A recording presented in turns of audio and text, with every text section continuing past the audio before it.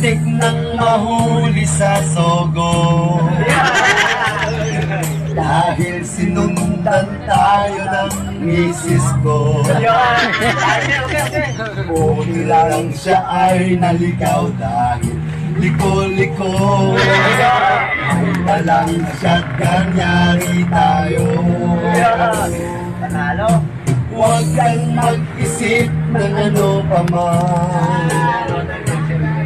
Basta minsan sa isang linggo tayo naman. Huwag lang tatawag sa cellphone ko, aking mahal. Mamahalin kita maging akit ka man.